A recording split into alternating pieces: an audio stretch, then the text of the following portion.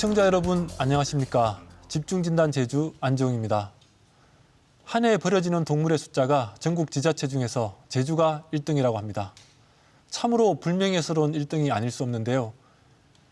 인구 대비 유기동물의 숫자만 많은 게 아니라 유기되는 동물의 수 자체가 가장 많다고 하니 더욱 큰 문제인 것 같습니다.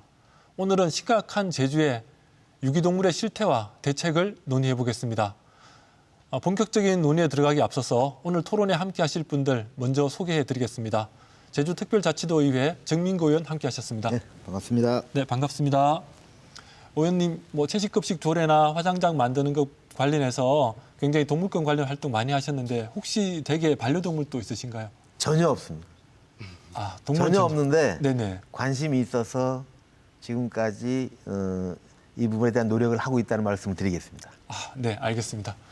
네, 그리고 제주동물권연구소의 김난연 소장 함께 하셨습니다. 안녕하세요. 네, 반갑습니다, 소장님. 네. 소장님, 이 제주동물권연구소 그러면은 또 모르는 분들도 계실 것 같아요. 나오신 길에 짧게 한번 동물권연구소 소개해 주시겠습니까? 제주동물권연구소는 생명환경권 제주비건 산하에 있는 부설 연구기관입니다. 이게 비건이라고 하면은 일반적으로 많은 분들이 채식에 대한 생각만 하고 계신데 실질적으로 이제 그 동물권을 시작으로 해서 이제 비건 문화가 확산됐기 때문에 이 부분에 대해서 너무 좀 제주 지역에서 많이 미약하다 보니까 이 부분에 대해서 좀 많은 이제 활성화를 하기 위해서 제주동물권연구소를 이제 부설로 만들게 되었습니다. 네, 그렇군요. 네, 끝으로 제주대학교 수의학과의 윤영건 교수 함께 하셨습니다. 네, 반갑습니다. 네, 반갑습니다, 교수님. 네. 교수님, 저도 언론을 통해서 한 번씩 교수님 다양한 반려동물 관련된 유기동물 관련된 봉사활동도 많이 하신 걸로 봤는데 네네. 혹시 댁에도 반려동물이 있으신가요? 예, 집에는 토끼 같은 자식 3명 있고요. 토끼 같은 자식 3명. 그다음에 이제 주중 주말에는 집에는 없고 네. 병원이라든가 또는 보호소에 있는 애들 돌보고 있습니다. 네, 집보다는 바깥에 있는 아이들 돌보기 지금 굉장히 바쁘신 거죠. 네, 그렇으면 지금부터 본격적인 토론에 들어가 보겠습니다. 지금 제주의 유기동물 실태가 어떤지 실태부터 먼저 파악을 우리가 해봐야 될 것 같은데요. 통계치를 보니까 지난해에 유기동물이 제주도 내 한 5,300여 마리 정도 있는 걸로 이렇게 나와 있는데 2019년, 20년 이렇게 매년 거치면서 2019년부터는 한 1,000여 마리씩 줄어드는 걸로 나오더라고요. 그러면 이게 지금 현재 감소 추세에 있는 걸로 봐야 되는 거죠? 저는 감소 추세에 있다고 보고 있습니다. 혹시 감소 추세 이유가 있을까요? 그러니까 좀 전에 말씀해 주셨듯이 2000년도에 6,600마리 정도, 그다음에 2021년도에 5,300마리 정도, 그다음에 2022년 올해 8월 기준으로 한 2,800마리 정도 되는데 그동안에 이제 이 견해 수가 늘어나는 부분에서 도에서 적극적인 대책을 저는 해왔다고 봅니다. 그 이제 일환으로 예를 들어서 동물 등록제에 대한 홍보라든가 또는 지원, 네. 그리고 이제 중성화 사업 지원. 네네. 그러다 보니까 이제 결국에 산자 수가 줄게 되면 그런 부분에 대해서 주는 부분도 있을 거고, 그다음에 이제 여러 가지 대외적으로 여러 가지 홍보 활동이라든가 개체 수를 줄이기 위한 노력들을 해온 결과라고 저는 보고 있습니다. 그래도 전국 대비해서는 가장 많다고 하는데 어떻습니까? 이게 김 대표님 이게 고양이 개로 하면은 비중은 어떤 쪽이 가장 많습니까? 지금 서귀포 지역인 경우에는 한 비율이 한 9대1 정도가 되고요. 유기견이 9, 그다음에 유기묘가 유기묘가 한 1 네. 비율이 되고요. 제주시 같은 경우에는 유기견이 한 8, 유기묘가 한 이제 2 정도가 되는 상황인데요. 이 전국적으로 인구 대비 유기동물 발생 건수가 가장 높은 건 사실입니다. 2020년도 그렇고 2021년도 그렇고 인구 1만 명당의 한 제주도 발생률이 한 76.3건이 되고요. 가장 낮은 지역은 사실 서울입니다. 5.7건이기 때문에 이제 한 13배 차이가 나는 그런 상황이기 때문에 그런 불명예는 이렇게 안게 됐는데 아까 말씀하셨듯이 이 약간 감소 추세를 보이는 건 사실입니다. 추가적으로 말씀을 드리게 되면 읍면 지역의 그 마당개 중성화 사업이 지금 잘 진행되고 있습니다. 그래서 전국 최초로 좀 시행된 부분이기도 하고 이런 부분이 효과가 있지 않나 생각하고 있습니다. 저는 그게 자꾸 1위라고 하니까 이게 불명예 1위라 상당히 좀 거북합니다, 사실은. 네. 그래서 제가 이제 알아본 바에 의하면은 이제 왜 이렇게 1위냐라는 부분을 봤을 때 물론 저희 야생동물 구조센터도 하고 있지만 네. 이 섬이라는 독특한 이게 제한된 공간이기 때문에 이제 다른 오픈된 공간의 육지보다는 실질적으로 이 관광객이나 도민에 대한 신고 그리고 포획 자체가 상대적으로 좀 많다고 보거든요. 신고 건수가 많아서 그렇다. 신고 건수도 많고 또 육지와 다르게 제주도 같은 경우는 한 15명 정도의 포획팀이 있어서 네. 신고되면 바로 가서 포획을 해오기 때문에 포획도 잘합니다. 그쪽 팀들이. 그래서 이 신고에 따른 포획들이 상대적으로 많이 되다 보니까 이게 숫자가 많은 거지. 이게 정말 이게 뭐 육지는 없고 제주도가 많아서 그렇다고 보기는 조금 문제가 있다고 봅니다. 저도 이 토론을 준비하면서 봤는데 네. 아니 왜 제주도가 1위일까? 인구도 많지 않고 그런데 보니까 아마 뭐 교수님 말씀대로 지역이 한정돼 있고 저희들이 또 지역이 좁다 보니까 신고 건수도 많고 포획도 잘 되고 그럴 거예요. 근데 이제 무태서는 기본적으로 산으로 가면 지역 구분이 없잖아요. 그리고 포획도 어려워서 제가 보건데 뭐 데이터 상으로는 감소 추세에 있다. 그리고 저희들도 이제 그 클리나서 이 주변에 가면 또 우리 그 고양이 먹이를 주시는 분들 많잖아요. 맞아요. 근데 그 동물도 다 유기동물로 포함되는 거잖아요. 그렇죠. 그렇죠. 그래서 내가 보건데 제주도만이 좀 특수한 상황이 좀 있을 것 같다. 다른 지방자치단체 비교해서. 그래서 아마 제가 보건데 1위라는 거는 뭐 그렇게 불명예스러운 것 같지는 않은데 오히려 저희들이 동물 관리를 잘하고 있다라는 측면에서 봤을 때는 좋은 현상이 아닌가라는 생각을 하고 있습니다. 그거는 또 다른 측면인 것 같긴 네, 한데요. 네, 그 지금 이게 지금 유기동물 발생 건수가 그 동물보호소에 입소된 그런 이제 그 유기동물들이기 때문에 아, 그럼 잠깐만 소장님 예. 제가 정리를 하면 지금 유기동물이라고 불리는 숫자는 길거리에 막 다니는 숫자가 아니라 그렇죠. 1년 동안 예. 신고돼서 들어오는 그렇죠. 숫자다 예, 이거죠? 맞습니다. 예. 네네네. 네, 계속 말씀해 예, 주십시오. 네. 그런 상황이기 때문에 아까 말씀하신 거하고 좀 다른 차원이 있고 그다음에 그 이후에 후속적으로 발생하는 또 다른 문제가 또 있습니다. 그거는 나중에 토론하면서 이야기가 오고 갈 것 같습니다. 예. 알겠습니다. 일단 이게 통계치가 제주라는 지역적 특성 때문에 조금 왜곡되는 상황도 있는 것 같다고 하지만 어쨌든 이게 숫자 자체로 기록 자체로 많은 것은 또 사실이기 때문에 여기에 근거해서 조금 더 논의를 이어가 보도록 하겠습니다. 어쨌든 중요한 것은 지금 감소 추세는 확실하다 이걸 인정하신 거고요. 다른 쪽에서는 또 이게 관광객분들이 들으면 좀 불쾌할 수도 있지만 제주의 많은 문제들을 좀 관광객이 원인이다라고 돌리기도 하는데 유기동물도 관광객들이 버리고 가는 개가 많지 않냐 뭐 이런 얘기들도 많았었거든요. 이건 어떻습니까? 저는 그 이야기도 이건 어디서 나온 이야기인지 잘 모르겠습니다만은 네. 그 혹시 있다 하더라도 아주 제한적이고요. 실질적으로 보호소에 가서 개를 입소되는 애들을 보면은 대부분이 15kg 전후로 되는 전부 믹스견입니다. 15kg 굉장히 큰 게. 마당개, 10kg, 15개 되는 개. 우리가 쉽게 이야기하는 마당개나 시골개. 네. 그리고 보면은 또 걔네들이 나와서 하는 그 새끼들 10마리 뭐 8마리 이렇게 이 보면은 우리가 소위 말하는 그 실내견이라고 하는 뭐 말티스라든가 요코시아 시츄 이런 애들보다는 상대적으로 그러한 마당에서 키우는 개들이 대부분이거든요. 중형견 이상의 예, 예. 개들이다. 예. 그런 애들을 관광객들이 데려와서 버리고 갈 이유는 없죠. 근데 제가 보건데 그 이유는 제가 조금 네. 들었는데 네.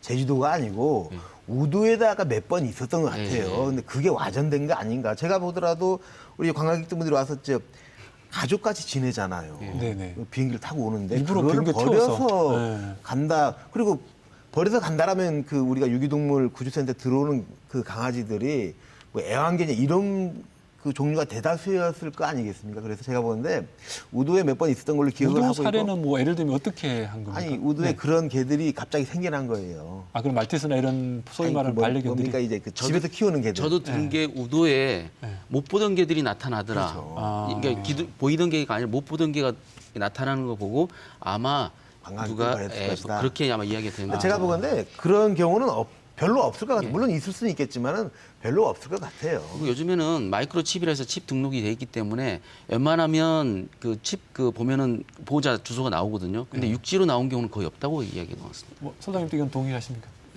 동물보호소에 입소된 중형 이상의 믹스견과 소형견의 비율이 한 9대1 정도가 되고 있는데 지금 이제 유독 이제 7, 8월 달에 좀 많은 건 사실입니다. 사실은. 근데 그 7, 8월 달에 일반적으로 다른 달에 비해서 한 1.5배, 한 2배가 좀 많은 이제 부분이 있고 그리고 장거리 이동이 좀 비교적 쉬운 소형견들이 좀 많다 보니까 추정은 가능합니다. 사실 관광객분들이 좀 유기하지 않나 또 동물은 말을 못하기 때문에 사실 우리 정확하게 그렇다라고 얘기할 수는 없지만 어쨌든 그런 추정 가능하다라고 볼 수 있고요.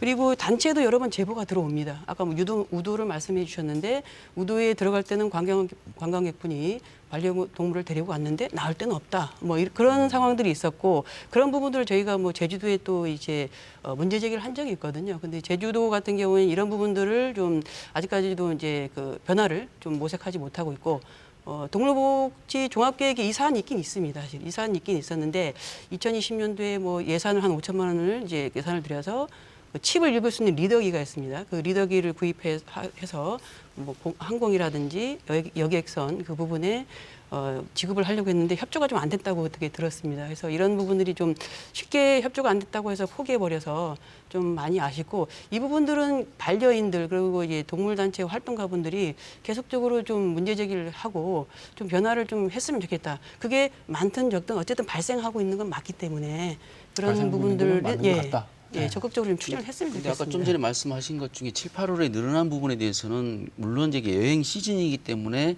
관광객이 매칭이 될 수도 있지만 그 일반적 동물들의 번식 시즌이 네. 보통 봄철에 그 이제 발정이 와서 출산 시즌하고도 물려 있거든요. 그렇기 때문에 이제 복합적으로 고려를 해서 아마 그 부분들은 평가해야 할 것 같습니다. 어쨌든 이 부분은 조금 더 고민은 돼봐야겠지만 우선은 좀 정폭된 측면이 많다는 부분은 다 좀 동의가 되는 것 같고 근데 만약에 예. 교수님 얘기대로 문제가 크다라면은 저희들이 조례에 그런 내용이 있어요. 저희들이 자체적으로 지방정부 차원에서 그 들어오지 못하게 할 수도 있는 권한이 있습니다. 그 부분은 뭐 지금은 당장은 아니더라도 만약에 이게 사회적 문제라든가 이슈가 된다라면은 그런 부분까지 고민할 수는 있을 것 같아요. 네. 그래서 이 부분은 그렇게까지 막 크게 걱정되게 그러지는 않습니다. 저는 솔직한 얘기로. 근데 그냥 뭐 단순 수치로 보면 2020년, 21년 비교해 보면 2020년에 관광객이 거의 없었지 않습니까? 코로나 때문에. 지난해 근데 관광객이 많아졌는데 유기동물 숫자는 줄어들었다. 이건 관광객 때문이라고만 우리가 한정하기에는 수치 자체도 조금 통계적으로 오류가 있는 것 같다는 생각이 좀 들긴 하네요. 그러면은 의원님 어떻습니까? 이렇게 유기동물이 많아지면 생기는 문제들 어떤 게 있을까요? 뭐 일단 사회적 비용이 많이 들어가죠. 그리고 일단 사람들이 좀 불안해합니다. 예를 들어서요. 일단 불안 심리가 크다. 공항에서 그 이제 반려견들을 데리고 이제 많이 여행을 오시잖아요. 그 부분도 진짜 꺼려 하시는 분들도 있지만 실제 그 지역에서 공원에서 반려견들 산책하시는 분들이 많이 생겨요. 근데 그런 분들은 주인이 있으니까 그나마 괜찮아요. 그런데 그 개들 따라다니는 다른 유기동물들이 따라와요. 이런 부분. 그래서 사람들이 일단 불안 심리를 많이 심어준다. 그리고 그에 따른 이 반려견들 데리고 다니는 사람들 자체를 혐오할 수가 있어요. 뭐 죄송스러운 얘기지만은. 그리고 예를 들어 지역의 운동장들에서 요즘 많은 분들이 운동을 합니다. 근데 거기에 이제 데리고 오시는 분들도 있고 따라오는 개들이 있어요. 이런 부분들에 대한 게 저는 가장 큰 지금 문제라고 생각을 합니다. 저는 기본적으로. 그러니까 도민들 사이에서 이렇게 유기된 동물들 중에 좀 큰 동물들이 있으면 좀 불안함 심이 더 커지고 그러다 보면은 괜히 또 반려동물을 키우는 사람들에 대해서도 나쁜 시각도 가지게 될 거다 이런 말씀이신 아니 거죠? 그런 경우가 좀 있는 것 같습니다. 네, 뭐 어떻습니까? 저도 동의합니다. 왜냐하면 네, 뭐 제 주변에도 당연히 그 키우는 분과 키우지 않는 분의 호불호가 너무 갈리거든요. 그러면 본인의 입지에서 그 동물을 바라봤을 때 이게 너무 과하다 싶으면 지금 여러 가지 사건들도 하나의 그런 자기의 어떤 불만을 그렇게 표현하면서 여러 가지 학대하는 그런 그 사건들이 있는 거 아닌가 그것도 생각을 그럼 이게 해봅니다. 유기동물 숫자가 많다는 게 어떻게 보면 제주가 또 그 반려동물이나 이런 동물 학대가 또 굉장히 뉴스에 자주 나오지 않습니까? 그렇죠. 이게 예. 연관성이 있다 이런 말씀이신 거죠? 저는 뭐 늘어나면 당연히 사회적 문제가 있을 수밖에 없다고 봅니다. 네, 그 부분은 나중에 좀 더 뭐 예. 다른 측면에서 봐야 될 것 같지만 우선은 방금 말씀하셨지만 유기동물 보호센터로 그러면 보내진다. 그럼 현재는 20일까지 보호하고 그 사이에 뭐 입양할 사람을 찾도록 되어 있는데 20일이 지나도 입양할 사람이 나타나지 않으면 어떻게 하고 있습니까? 지금 제가 알고 있기로는 2주간 공고를 해서 그럼 14일이 되는 거고요. 네네. 공고에서 주인이 나타나지 않으면 계류했다가 입양이라든가 이런 절차를 거치게 됩니다. 그래서 보통 평균 한 28일 정도 계류를 시키는 걸로 알고 28일 있습니다. 정도? 예. 네. 그래서 입양을 보내는데 아까 그 보호소에 있는 대부분의 애들이 믹스견이고 시골개이기 때문에 얘네들은 지금 바깥에서 활동해야 되는 애들이지 실내 아파트나 가정으로 들어와서 생활할 수 있는 애들이 아니지 않습니까? 네네. 그러다 보니까 입양률이 그렇게 높지가 않다는 거죠. 한 몇 퍼센트 정도 됩니까? 거의 한 12, 3% 정도 되는 걸로. 예, 14.8% 정도. 예. 네.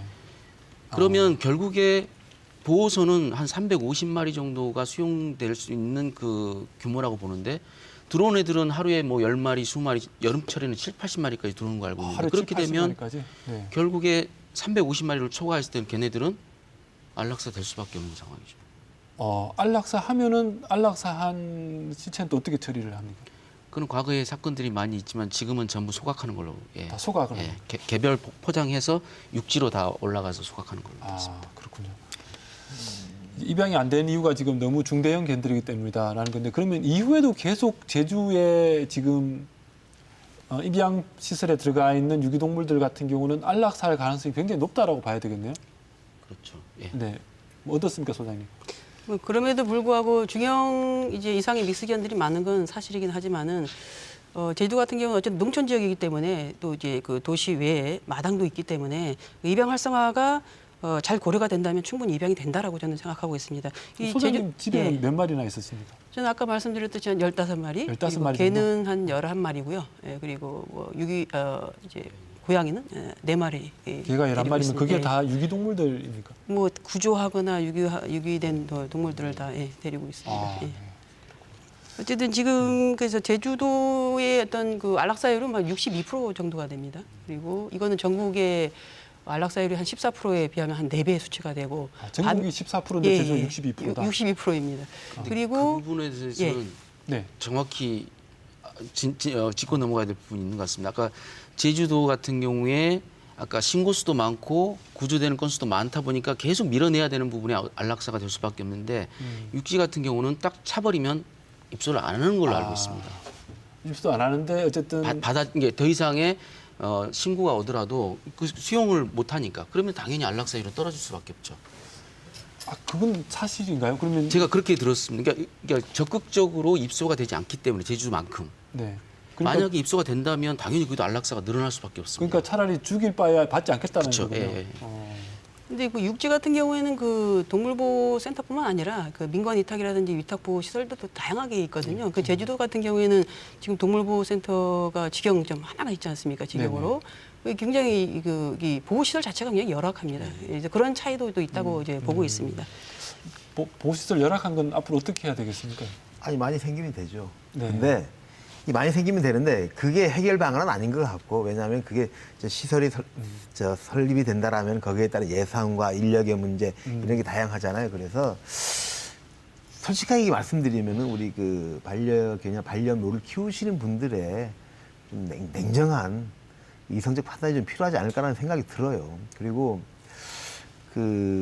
저는 솔직히 키우지 않아서 잘 모르겠는데 가족까지 키우시는 분들도 있지만은 기본적으로 기분 탓에 잠깐 키우다가 버리는 분들도 있는 것 같아요. 제가 보건대. 네. 그런 분들이 산으로 가든가 그런 애들이 산으로 가든가 유기동물이 되는 거죠. 근데 이게 많을 수밖에 없는 이유는요. 제주도의 그 인구 특성이 좀 있습니다. 제주도가 70만인데 실제 거주 인구가 한 100만 명이 됩니다. 그래서 이제 이사를 가시고 오시는 분들이 많아요. 의외로. 네. 근데 그 친구들 아마 데리고 가지는 않을 거란 말이죠. 그래서 유기동물이 많은 것 같고. 이사 올 때는 데리고 왔다가 갈 때는 그렇죠. 놔두고 간다. 아니 그리고 여기가 살면서 혼자 살잖아요. 그럼 이제 키우다가 갈 때는 이제 놔두고 가는 거죠. 그런 경우도 없지 않아 있을 것 같고요. 그래서 물론 그 지방정부 차원에서 시설을 많이 만들어서 그 친구들 다 소화를 시키면 좋은데 그런 상황은 아닌 것 같고 어쨌든 점차적으로 사회적인 공감대 형성에서 해결을 해야 된다라고 저는 생각을 하고 있습니다. 전반적으로는 이게 유기동물이 늘어나지 않는 구조를 짜야 된다는 말씀이시긴 한데 그렇죠. 예, 그렇긴 한데 당장의 문제를 위해서는 좀 시설을 늘리는 게 필요하다고 또 얘기는 하는데 교수님 어떻습니까? 가장 편한 방법은 시설 늘리면 예산 받아서 늘리면 해결되겠지만 저는 근본 문제 해결이 더 중요하다고 네. 봅니다. 아까 의원님 말씀 주셨듯이 이게 지금 왜 유기동물이 늘어나는 부분이 생기느냐. 네. 결국에 늘어나면 보호시설에서 보호해야 될 인력이나 예산은 또 늘어날 수밖에 없거든요.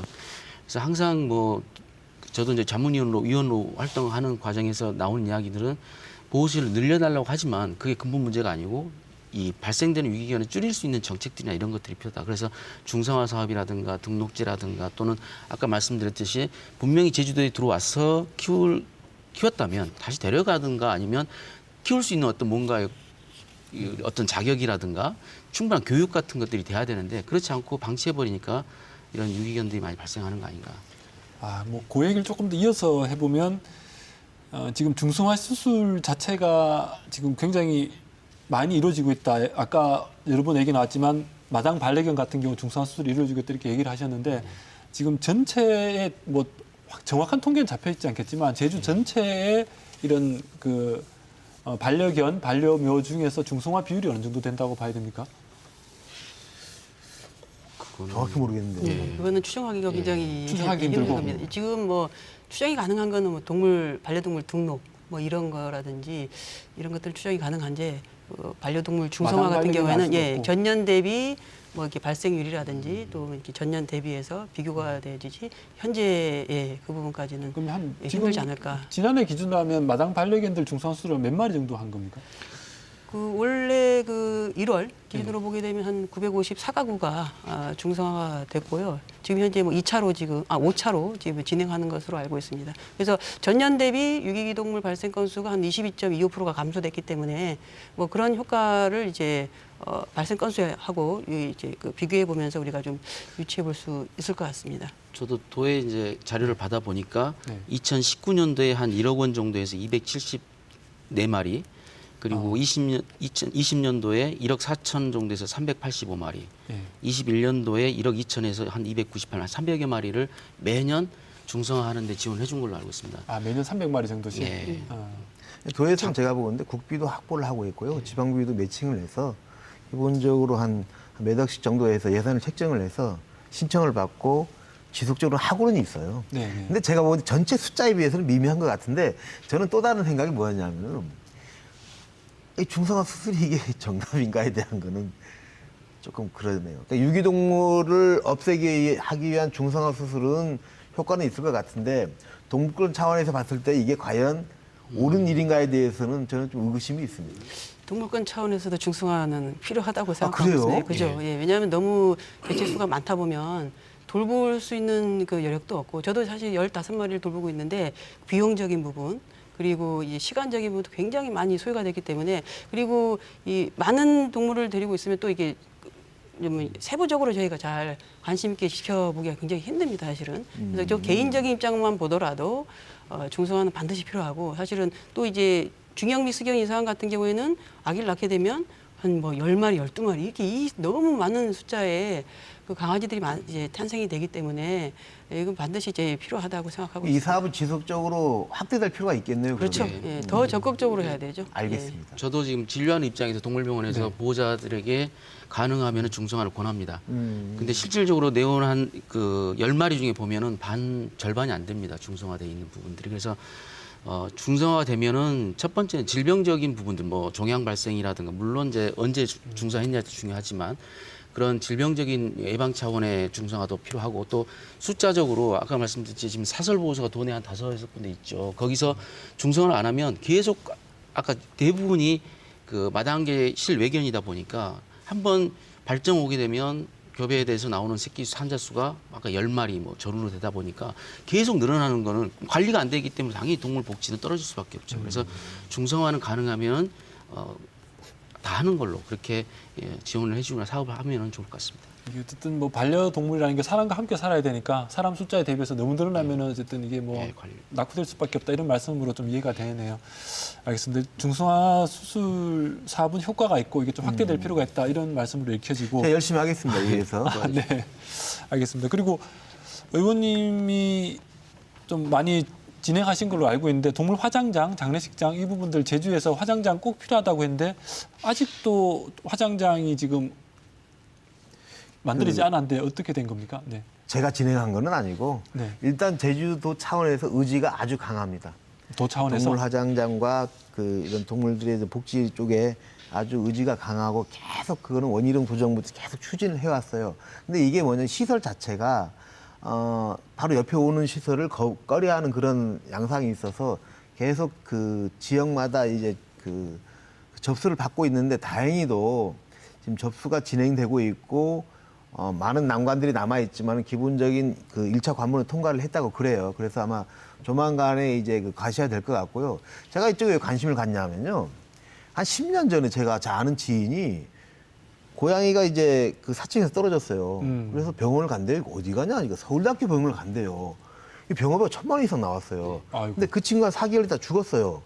또 경기도를 갔는데 왜 가냐 하니까 장례식장을 간대요. 저는 장례식장 있는 것도 몰랐어요. 죄송하지만은. 네. 그래서 그때부터 관심을 가져서 보니까 기본적으로 전국에 특히 경기도 쪽에 많더라고요. 그래서 제주도도 늦었지만은 지금 추진을 하고 있고 여러분들이 상상을 초월할 정도로 추진 의지가 있고 예산도 확보하고 있고 아마 내년에는 이제 눈에 가시화가 될 것 같고 그러면 우리가 이런 오늘 토론해왔던 내용대로 동물복지 쪽에 상당한 그 실적이 있을 거라고 저는 생각을 하고 있고 관심과 지지를 좀 보내주셔야 됩니다. 정말 수건 사업입니다. 수건 사업. 네. 실제로 이 반려동물 키우시는 분들이 의원님 말씀대로 육지에 화장하러 이런 경우가 많나요, 이게? 저는 제가 직접 반려동물을 키우고 있어서 경기도로 여러 번 갔었습니다. 비용적인 부분도 그렇고 시간적인 부분도 그렇고 정말 쉽지 않은 선택이라고 생각하고요. 반드시 필요하고요. 그리고 그러지 않으면은 지금 매장은 불법으로 돼 있기 때문에 이제 일반 시민분들이 이제 종량제 봉투에 싸서 뭐 버리는 뭐 그 굉장히 가슴 아픈 현실이거든요. 반드시 빨리 이제 설치가 필요하다라고 생각합니다. 지금은 그러면 그냥 집에서 키우던 반려견이나 반려묘가 죽으면 그냥 쓰레기 봉투에 봉투. 그렇죠. 예. 내지는 매장하는데 매장하게 되면 분명히 제주도의 대표적인 삼다수 이 지하수 오염시킬 수가 있고요. 그다음에 저희들이 이제 진료하는 과정에서 폐사가 되면 이거는 또 의료 폐기물이 됩니다. 네네. 그러면 이거는 버릴 수가 없어요. 또 쓰레기 봉투에. 그렇기 때문에 육지로 보통 이제 보내는데 보호자 입장에서 이 사체를 이 포장해서 비행기에 실려 보낸다는 자체가 정말 마음 아프거든 일이거든요. 네네. 뭐 되냐 안 되냐부터 해서 얼마냐 뭐 또 어떻게 절차부터 해서 또 진단서가 나와야지 또 비행기 실어주고 그래서 제주도 내에서 이렇게 생활하던 애가 죽었을 때 화장할 수 있는 시설은 절대 필요합니다. 그러면 뭐 의원님 말씀에 따르면 이건 내년에 되면 과시화되고 늦어도 내후년에 생길 거다 이 정도로 아마 생각합니다. 내후년 되면은 아마 이제 그 정상적으로 그 가동이 될 것 같습니다. 2024년에는 가동 가능할 것이다. 네네. 네. 예산 확보라든 이런 거 큰 문제는 없고 우리 도청에서 의지가 아주 강합니다. 이 부분에. 네. 알겠습니다. 어쨌든 뭐 지금 저도 많은 그 반려인들이 말씀하시는 게 화장장 없는 걸 제일 많이 문제 삼으셨는데 이게 된다고 하니까 좀 오늘 좀 고무적으로 들리고요. 그러니까 요거는 이 반려동물 키우시는 분들이 이 도청 부서에다가 지지와 격려가 필요해요. 왜 그러냐면은 전 부서가 다 달려서 이걸 하는 건 아니거든요. 네. 그래서 요게 꼭 그 마무리가 잘 될 수 있도록 그 지지와 격려, 협조가 꼭 필요한 사항입니다. 알겠습니다. 노력하겠습니다. 저희가 네, 지지를 두 분이 좀 많이 노력하셔야겠습니다. 네.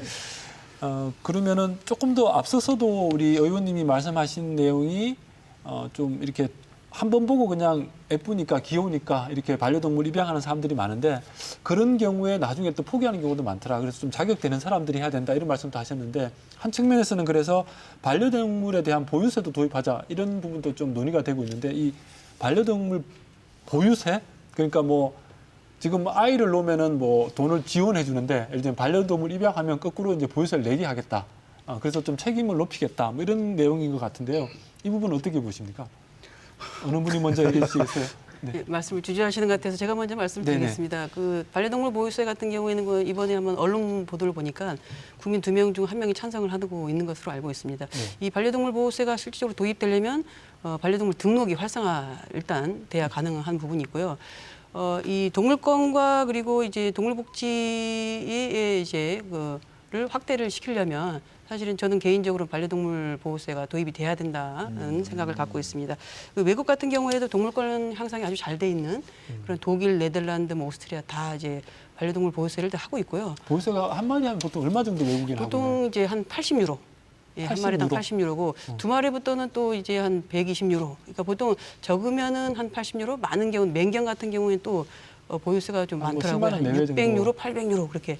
예, 네. 그 맹견은 또 더 보유세를 더 많이 네. 지급을 이제 많이 받고 있습니다.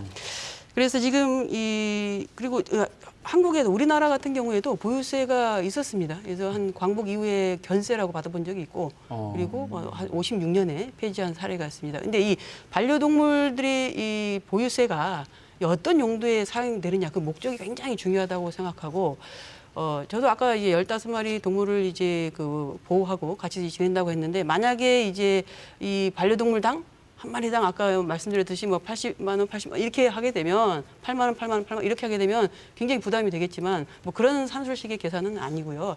그리고 단기적으로 보게 되면 운영이 묘가 굉장히 필요하다고 생각하는데 만약에 이게 좀 잘못되게 되면은 유기동물이 좀 늘어날 가능성은 있다는데 저도 동의를 하고 있습니다. 단기적으로 늘어날 거다. 예, 단기적으로 그럴 수 있겠지만. 있게 그런 것들을 좀 사전에 잘 어떤 연구를 좀 해서 좀 이런 것들을 이제 면에 방지를 하는 게 가장 중요하다고 생각하고, 근데 장기적인 측면에는 반려동물 복지 향상이라든지 그리고 뭐 동물권 향상이라든지 그런 데는 굉장히 효과가 있을 거다라고 생각합니다. 그런 외국 같은 경우에 그 이제 반려동물 이제 보유세를 거둬들인 세금으로 뭐 독일 같은 경우에는 뭐 공공시설의 오염 제거에 활용되고 뭐 이제 네덜란드 같은 경우에는 이제 무료 이제 중성화 이제 사업이라든지 아니면은 이제 그 동물 학대, 유기를 감시하는 동물 경찰제 운영 뭐 이런 걸로 사용하기 때문에 굉장히 긍정적이다라고 생각하고 있습니다. 그래서 단기적으로 이제 이런 어떤 여러 가지 안 좋은 문제가 발생할 수 있기 때문에 좀 이제 반려동물도 이제 보유세를 반려동물 뭐 면허세라든지 이런 걸 가져가다가 장기적으로 좀 확대한 그런 방안이 필요하다고 봅니다. 네, 어떻습니까? 좋은 장단점은 있을 것 같습니다. 근데 현실적인 실현 가능하냐라는 부분으로 봤을 때 이제 물론 외국의 사례도 있지만 국내 상황에서는 정서상 이게 쉽지는 않을 거라 생각이 듭니다. 그래서 지금 당장의 그 보험도 어려운 상태, 반려동물 보험도 뭐 사설 보호 이제 일반 보험회사에서 몇 개 상품을 내놓고 있지만 그게 이제 왜냐하면 한 마리 키우는 거 10마리 키우는 또는 얘들이 또 언제 죽을지 모르는 상황에서 보유세를 이게 탄력적으로 운영하기 상당히 어려움이 있을 거라 생각이 들거든요. 그래서 도입하면 좋겠지만 현실적으로 이 제도화 시켜서 활용하기에는 여러 가지 문제점이 있을 거라 생각이 듭니다. 네. 근데 제가 보건데 언젠가는 될 것 같아요. 왜 그러냐면은 이런 세금이나 이런 종류가 처음에 나올 때는요. 허무맹랑한 얘기 같거든요. 근데 나중에 한 10년, 20년 지나 보면은 이게 사회적 공감대가 형성이 된다라면은 필요성이 인정되고 아까 우리 교수님 말씀대로 그 세수가 우리 동물 친구들한테 쓰여진다라면은 뭐 가능한 얘기 같아요. 그런데 저는 뭐 찬반을 제가 논하는 건 아닌데 그 전에 예를 들어서 아까 외국 사례를 말씀하셨는데 보통 외국 사례는 보통 그 우리가 그 반려견을 키울 때 교육도 받고 그러잖아요. 네. 그런 부분들이 먼저 선행이 되고 그리고 그러한 것들이 이제 우리 이 반려동물도 우리 가족이다 하면은 이제 아까 의료보험 얘기를 하셨고 이런 부분들이 저는 진행은 될 것 같아요 차후에. 근데 시간의 문제라고 봅니다 저는. 그래서 저는 뭐 공감대 형성만 되면 충분히 가능한 얘기다라 생각을 하고 있고 지금 당장 제주도만 먼저 하자 이러기는 좀 어려울 것 같습니다. 원래 그 농림부에서 그러지 않아도 그 동물 이제 보호 국민 인식 조사를 할 때 이 내용을 포함시키려다가 하도 이제 그 반대가 여론이 심해서 이게 뺐던 그런 사례가 있거든요. 그때 질문도 보게 되면 반려동물 보호세를 도입을 할까요? 이런 어떤 맥락 없이 그냥 그 네. 질문만 하다 보니까 이게 왜 중요하고 이게 어떻게 쓰여질 것인지 그런 어떤 질문을 했어야 되는데 그런 질문 없이 단도직입적으로 그런 이제 이 사례가 있었습니다. 그래서 이런 부분들을 좀 이렇게 좀 잘 여론을 잘 공감대를 잘 형성해 나간다면 아까 말씀하셨듯이 실질적으로 이제 언젠가는 도입이 될 거다라고 아니 보고 저는 있습니다. 그러니까 한번 해보고 싶어요 여론조사를. 왜 근데 그러냐면은 우선은 그 의원님이나 뭐 교수님이나 다들 말씀하시는 부분들이 이게 좀 단계가 필요한 것 같다는 그렇죠. 거잖아요. 이게 네. 도입은 장기적으로는 필요한 건데 단계가 필요한 것 같다는 말씀이고 그렇다면은 단계로 지금 얘기하시는 첫 번째가 의원님 말씀은 사람들이 입양할 때 좀 교육이 되도록 하는 게 의무화되면 좋겠다. 그거는 반드시 선행이 돼야 된다고 생각합니다. 그러니까 차라리 그러면 그런 것들을 먼저 좀 의무화하는 조례 같은 걸 만들면 어떻습니까? 그거는 좀 고민을 해보겠습니다. 왜냐하면 조례로 해가지고 이게 과연 이제 할 수 있는지 없는지는 고민을 해보고 만약에 가능하다라면 제가 교수님하고 우리 박사님에게 도움을 요청하도록 하겠습니다. 지금 아까 의원님 말씀이 상당히 중요한 부분입니다. 이게 지금 보호소에서도 입양할 때는 입양 전 교육이 있습니다. 그렇죠. 네. 반드시 다시 유기되지 않도록 하기 위한 교육들이 이루어지는 것처럼 아까 단순하게 그냥 호기심이라든가 옆에 키우니까 뭐 이런 품종이라든가 개를 키우면서 이게 여건이 안 맞거나 또는 금전적으로 해결 못하면 이제 유기되거든요. 그래서 분명히 반려동물을 키우기 전에는 최소한의 어떤 질병이 있고 생애 주기별로 어떤 질병들이 발생하기 때문에 비용적으로 얼마큼의 뭔가 부담을 할 수 있어야 된다. 네네. 한 달 사육하는 데 드는 비용이라든가 이런 것들이 충분히 인지가 돼야지 키울 수 있도록 네. 이런 거 절차들이 필요한 것 같습니다. 그렇죠. 뭐 생태적 특성도 알아야 될 네. 거고 최소한의 기본적인 소양 교육들이 되고 입양을 해야 되는데 지금은 그런 부분들이 좀 우선되고 그 이후에 보유세도 좀 논의하면 좋겠다 이런 걸로 이해하면 될 것 같습니다. 그죠? 네. 그러면은 또 이 부분 중에 하나가 걸렸던 얘기 나온 게 조금 전에 나왔던 게 등록제 문제가 나왔었는데요. 제주에 현재 등록돼 있는 이 반려동물 숫자는 어느 정도가 되는지 혹시 아시나요? 약 한 51%가 이게 반려동물 등록이 됐다라고 추정하고 한 있습니다. 몇 마리 정도입니까? 그러면? 5만 마리? 5만 여기 마리가 도 자료 보니까 예. 2021년 등록이 8,500마리, 2022년 7월까지가 3,000, 총 5,100마리, 5만 1,000마리. 그러니까 예, 누적된 게 한 51%. 10만 명이라 그랬는데 10만 마리. 말이 네. 된다 그러는데 아. 절반 정도가 등록. 네, 많이 했네요. 51% 등록됐으면 등록된 그 반려동물들은 그러면 다 뭐 이렇게 중성화 수술 이런 게 돼 있는 상태는 아닌 거죠? 그러면? 아닙니다. 그건 아니죠. 그것도 아니고. 예. 53.7%라고 돼 있네요. 네, 53.7%. 지금 이게 그러면 현재 동물보호법에 등록을 하도록 돼 있지 않습니까? 의무적으로. 예. 지금 법적으로는 그러면 의무적으로 해야 되는데 절반이 됐다고 하면 이게 법적으로 어떻게 된 겁니까? 과태료 대상이 되죠. 등록을 안 하게 되면 마이크로칩을 통해서 동물 등록을 안 하게 되면 과태료 부과 대상이 됩니다. 그럼 지금 반려동물을 키우는 사람들의 50%는 지금 그러면 과태료 대상이라는 말씀이신가요? 그렇죠. 이제 1차 경고, 2차, 3차까지 해서 아마 이 과태료를 차등 부과하는 걸로 알고 있습니다. 그 2개월 이상이 되는 그 개들은 의무적으로 등록을 해야 되는데 만약에 이 과태료가 지금은 이제 적용되고 있지는 않는데 지금은 무료 그 등록 기간이기 때문에 원래 말까지 무료 등록을 하고 있는데 만약에 내년부터는 저는 좀 과태료를 좀 물어야 된다고 생각하고 있고요. 1차로 뭐 이제 바로 뭐 100만 원 뭐 이렇게 높은 단위로 하지는 않고요. 1차로 한 20만 원, 또 2차로 뭐 40만 원 이게 약간 이런 액수를 좀 증액시켜 나가면서 20만 원이 과태료를 좀 큰데요? 내는 걸로 알고 있습니다. 예. 그럼 올해까지 100% 되지 않으면 내년부터는 과태료 물게 된다. 그렇죠. 예. 저는 그건 처음 알았고요. 예. 그럼 그 대한민국 전체가 이제 그 등록을 안 하면은 과태료 대상이 되는 건가요? 그렇죠.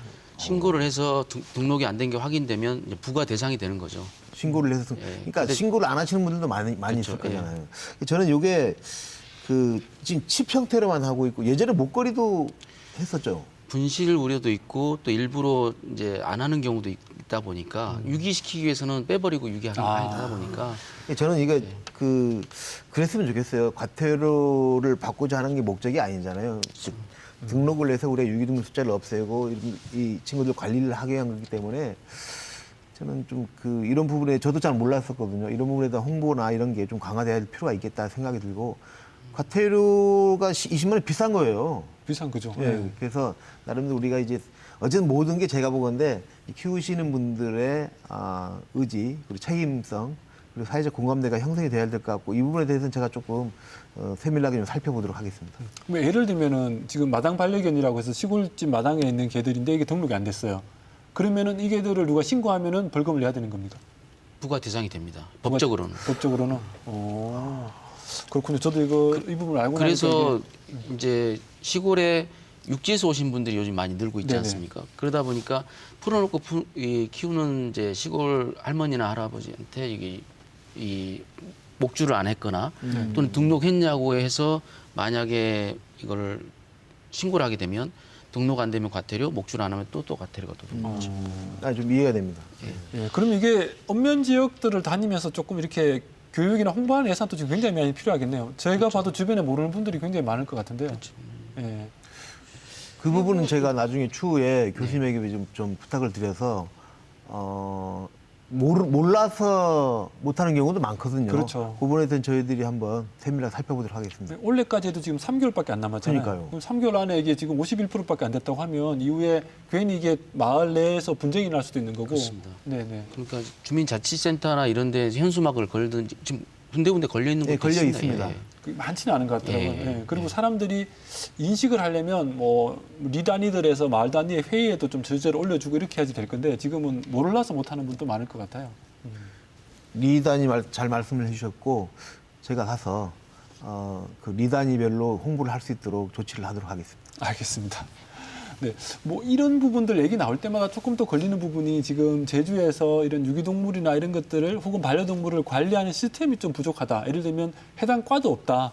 과도 없고 담당자 정도 있는 게 다다 이런 문제도 하는데 이후에 이런 뭐 구조적 제도적인 부분에서 좀 더 보완해야 될 부분들 어떤 부분들이 있을까요? 혹시 교수님?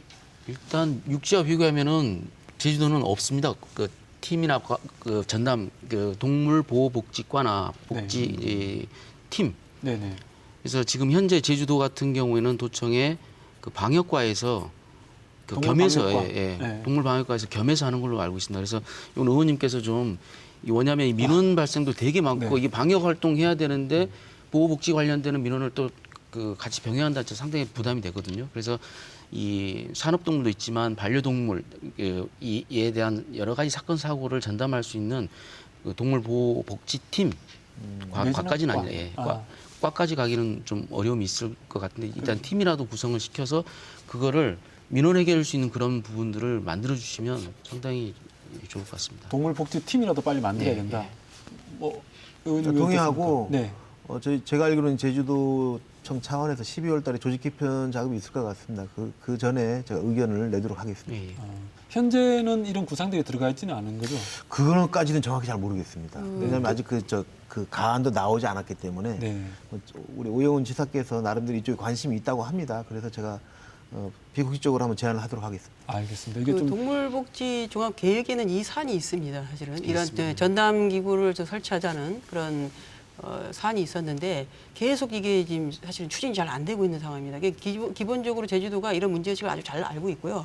그리고 이런 것들을 계속적으로 시도를 하고 있지만은 뭐 예산 문제라든지 어쨌든 조직 개편에서는 늘 누락되는 뭐 그런 상황이 됐는데 원래는 정말 새로운 도정에서는 과감하게 좀 전담 기구를 설치를 해서 뭐 불법적인 어떤 동물에 관련된 불법적인 문제라든지 여러 가지 이제 해결돼야 될 문제가 너무 산재해 있습니다, 사실은. 그래서 좀 이게 빠르게 좀 시행을 했으면 좋겠습니다. 예, 그 도지사님 그 정책에 그 팀 구성하는 게 들어 있더라고요. 들어있으니까 실효성 있게 돼야 된다. 연차적으로 아마 진행이 될 걸로 알고 있습니다. 뭐 의원님 말씀대로 올해 말에 제주도가 조직 개편을 한다고 할 때 들어가면 제일 좋은 케이스가 되겠다, 그죠? 그러면 이게 과나 팀이 있어야지 예산도 확보가 되고 인력도 확보가 되는 거니까 기본은. 알겠습니다. 민원 해결이 제일 골치 아프거든요. 민원 해결. 민원 해결? 예. 네네. 예. 알겠습니다. 이외에도 이게 반려동물 문제 제가 뭐 앞서도 잠깐 말씀드렸지만 제주 같으면은 동물 학대 사건이 많이 나니까 이제 육지 입장에서 볼 때 제주도 좀 왜 저러냐 이런 말들도 좀 나오지 않습니까? 그리고 그게 또 전국 뉴스로 굉장히 크게 나와버리고 하니까 문제가 되는데 이런 부분들을 뭐 다 포함해서 이후에 반려동물들이 좀 행복한 섬이 되기 위해서 더 필요한 조건들 어떤 부분들이 있을까요? 근데 저는 그 언론을 접했거든요. 화살을 맞았거나 그렇죠. 땅에 묻었고 뭐. 예. 그 목만 하고 땅에 묻거나 아니면 저 차에 끌고 다니고 저는 깜짝 놀랐어요. 저는 뭐 반려견을 키우거나 그러지는 않는데 왜 이러실까? 그러니까 그 자기의 화풀이 대상으로 삼는 것인가? 그렇다면은 기본적으로 그분들은 이제 이 반려동물 키우면 안 되시는 분들이죠. 그래서 아까 사회자께서 말씀하신 필요한 부분은 많죠. 우리가 아까 보면 뭐 전담 팀도 있어야 되겠고 부서가 있었으면 좋겠고 그리고 시설도 많았으면 좋겠고 그러잖아요. 그리고 반려동물들이 실제 놀 공간도 별로 없습니다. 물론 이제 며칠 후에 다시 축제도 하고 그러는데 그러한 공간들이 많이 좀 있었으면 좋겠다는 생각이 들고요. 그리고 가장 전제해야 될 게 우리가 반려동물 키우는 게 재미로 키우는 게 아니고 같이 살려고 키우고 있다라는 그 교육 이런 거를 제가 꼭 했으면 좋겠어요. 왜 그러냐면 요즘 젊은 초등학생이나 중학생들이 엄마 나 이거 키우고 싶어 이러잖아요. 네네. 근데 막상 키우면은 버겁잖아요. 그러면 버려지는 거죠. 그래서 이런 그 사전 홍보나 이런 부분들이 가장 선행이 된 후에 이런 시설들이 많다라면은 뭐 충분히 아까 사회자께서 얘기하신 생명 존중의 섬으로 남아 있을 것 같습니다. 네. 혹시 뭐 덧붙인 말씀 있으십니까? 저는 사실은 뭐 시민분들도 물론 책임의식 부재가 아주 큰 문제라고 생각하고요. 그리고 이게 자꾸 이게 쉽게 사서 버리고 이런 구조가 되다 보니까 그 피해는 전 도민 공동체가 안고 가는 그런 상황이기 때문에 이런 어떤 교육 시스템도 굉장히 중요하다고 생각을 하고 있고요. 그리고 더불어서 지금 이제 도 같은 경우에는 지금 제주도 같은 경우에는 예산이 늘 이렇게 편성이 됐다가 삭제되고 가장 먼저 삭제되는 게 이 동물보호 복지라든지 동물권 분야인 것 같습니다. 그래서 네. 지금 동물복지 종합계획 그 5개년 계획만 좀 잘 이렇게 진행을 했으면 좋겠습니다. 그런 부분도 지금 다 교육 부분도 다 포함되어 있는데 삭제되고 또 아까 말씀드렸던 뭐 이렇게 반려동물이 등록이 안 된 동물들이 이제 입도하는 것도 이제 체크를 하는 그런 프로그램도 삭제되고 다 삭제를 하고 있거든요. 그래서 빠르게 이런 부분들을 좀 재정비를 좀 잘 해서 말씀드렸듯이 전담 기구가 이런 것들을 가져갔을 때 효과가 있을 거다라고 생각하고 이 사회적 현상 같은 경우에는 그 시대의 어떤 이 사회의 어떤 그 의식이 그대로 반영된 거기 때문에 그 전체의 어떤 공동체의 건강한 어떤 시스템들을 구축하기 위해서 네. 제주도하고 시민이 같이 좀 잘 협력을 했으면 좋겠습니다. 알겠습니다. 그러면 혹시 덧붙일 말씀 있으십니까? 예, 당연히 키우는 사람과 키우지 않는 사람들 간의 또 갈등이라든가 아까 똑같은 이야기가 반복되는 거겠지만 키우는 입장에서는 반려동물에 대한 충분한 상대방의 배려 이런 것들이 필요한 것 같습니다. 알겠습니다. 이게 오늘 또 토론하다 보니까 반려동물로 좀 더 많은 동물 얘기 나누고 싶지만 오늘 이런 정도로 토론을 마치도록 하고요. 마무리하면서 30초 정도씩만 말씀 좀 부탁드리겠습니다. 의원님 먼저 해주시죠. 예, 제가 먼저 할게요. 네. 제가 토론회를 좀 많이 오는데 이렇게 짐을 얻어가는 토론회는 처음 봤습니다. 아니, 그래서 제가 아까 발언했던 우리 동물 등록 홍보 그리고 이제 전담팀 구성 그리고 이제 동물 화장장 마무리하는 부분 이런 모든 부분까지 아울러서 준비를 해서 추후에 제가 두 분 그리고 사회자분께 연락을 드리겠고 저는 그렇습니다. 우리만 사는 게 아니고 같이 살아가는 사회다. 거기에 우리 동물들이 들어와 있는 거예요. 그렇다면 같이 살아가는 그러한 전제하에서 모든 시스템을 잘 만들도록 노력을 하도록 하겠습니다. 알겠습니다. 든든합니다. 우리 김 교수. 본의 아니게 짐을 드리게 돼서 승고하게 됐는데요.